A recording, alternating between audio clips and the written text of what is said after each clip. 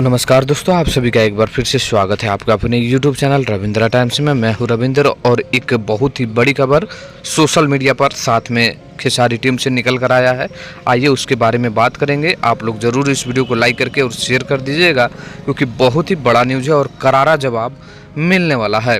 दोस्तों, खेसारी लाल यादव एक live video आते हैं, उसके बाद मामला बिगड़ता है, लेकिन लाइव वीडियो को दूसरा लाइव वीडियो आने में खेसारी लाल यादव शांत हो जाते हैं, मामला शांत हो जाता है। लेकिन इसी बीच पवन सिंह का एक गाना आता है सड़िया, और उस गाने में सब लोगों का ये लग रहा था कि मामला शांत है, पवन सिंह नहीं बोलेंगे, लेकिन इशारों में खेसारी लाल यादव पर उन्होंने कटाक्ष कर दिया है।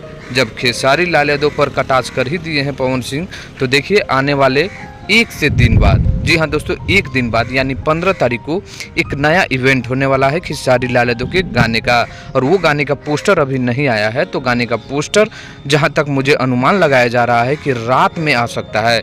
जी हाँ दोस्तों, जैसा सूचना मिल रहा है मुझे कि रात में आज आ सकता है। अगर आज रात में नहीं आया तो कल सुबह 8 बजे तक आप लोगों के बीच जिस गाने का आ रहा है पोस्टर, वो ग्लोबल म्यूजिक जंक्शन से आ रहा है। तो खेसारी लाल यादव का आ रहा है, कल टीजर आ जाएगा और परसों गाना है। तो 15 तारीख को आ रहा है गाना, सुपरहिट गाना सुबह में आप लोगों के बीच रिलीज होगा, वहीं शाम को इस गाने का इवेंट रखा गया है। तो बहुत ही बड़ा हो सकता है कि खेसारी लाल यादव को वहां पर करारा जवाब दे सकते हैं और कलाकारों को।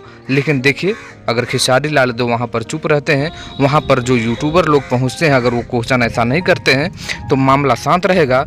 लेकिन ऐसा लगता नहीं है।